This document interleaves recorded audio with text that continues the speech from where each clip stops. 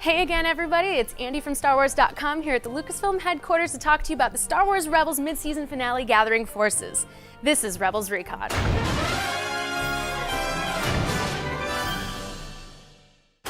While seeking answers, Ezra's deep-seated anger boils to the surface. Coward! You could have stopped them!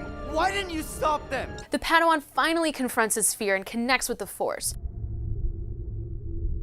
During a battle with the Inquisitor, however, he unknowingly embraces the power of the dark side. Ezra, no! Ezra is shaken by the experience, but with one thoughtful gesture, he takes another step toward letting go. At the Art and Science of Lucasfilm panel, the Rebels team spoke with local students about the creation of the series. This week, we'll be showing you highlights from the event's Q&A. How did you decide to create Star Wars Rebels? What was the inspiration for that story? Oh, that's a good question. We all kind of felt pretty strongly that in George's absence, as we were moving on with the company and he wasn't, that we shouldn't make that story anymore about Clone Wars without him. It just didn't seem right. So we thought we'd tell the story about Rebels. And, you know, it's very much about a group of people that are working really hard with smaller means to try and accomplish something great. I think that our team feels like that. We have a small group of people trying to accomplish something on a very tight schedule. So it was relatable to us, and it allowed us to put a little more fun and comedy into the story. You know, the problem in the Clone Wars was all the heroes kind of died at the end. It's kind of a downer. So it was nice to work in a period where the heroes can be a little more fun and are at least running from the villains in a fun way. And I think that that's what drove us in the story department. Here, give this to Andy.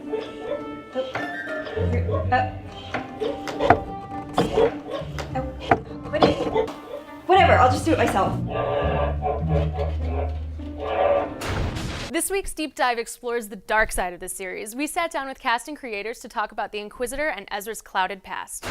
What characteristics are most important to keep in mind when you're creating a new villain for Star Wars, like the Inquisitor? It's important to understand what their ideology is, right? What really defines them as a villain, why they've embarked on this role. What makes the Inquisitor great for me, almost more than the look of it, is the voice. Jason does such a fantastic job. He's awesome. At being this guy and bringing a calmness to his evil, an intellectual aspect to his evil that we haven't really had so much before. How was the concept of the Inquisitor inspired by the old expanded universe? There's always been this idea, for as long as I can remember, of some type of Jedi hunting Inquisitor. There have been some people who have noted that there's parallels between the old role-playing game and what we have in Rebels. In the old game, the primary purpose that they served was to give your Jedi characters a challenge because you couldn't sick Vader against your characters because they would die. Have the show's creators shared the full backstory of Ezra's history with you? They have not shared the full backstory. I'm lucky to get anything that's even in the episode. I'm like,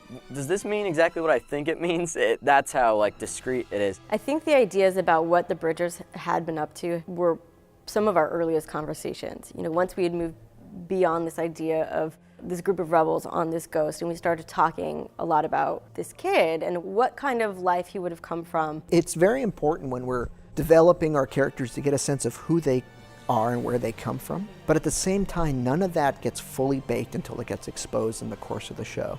We have a version of the events, and then as his character evolves and we think we can tell the best story and get the best emotional response from the character, from the audience, we kind of tailor things towards that. And you have kind of an end game in mind, but you have to be open to opportunities that come along the way. Over the last week, you've sent us your questions about Empire Days, so we tracked down the story group's Pablo Hidalgo to get his answer. All right, Pablo. John Maurer _Power asks, Kanan is often outmatched by the Inquisitor, but does that have more to do with Kanan's limitations or the Inquisitor's power? Well, I mean, it's obviously a combination of both, but I think what we can't forget about this time frame is Kanan's level of Jedi training. He never completed his Jedi training. You get a sense of that if you've read A New Dawn, but that's going to become more and more apparent as the series progresses. Awesome. Keep your questions coming to @StarWars using the hashtag RebelsRecon. Now here's your sneak preview of Path of the Jedi, which airs when the season picks back up in January. So, did you take this test at my age? It was different for me, Ezra. Everything was different back then. All that remains now is the Force. And only my connection to the Force can lead me to the temple. He can be taught.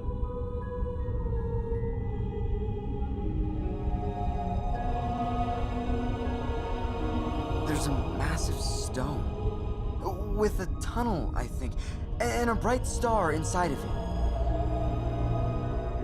And it's right here on Lothal. You sure? I can't give you the coordinates, but I can direct us there. I know I can.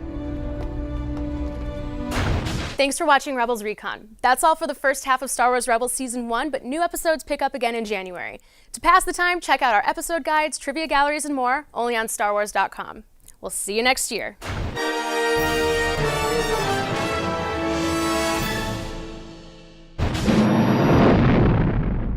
Again, everybody, this is Andy from StarWars.com here at Lucasfilm headquarters to give you an inside look at Empire Day, the newest episode of Star Wars Rebels, where our crew crashes an Imperial celebration.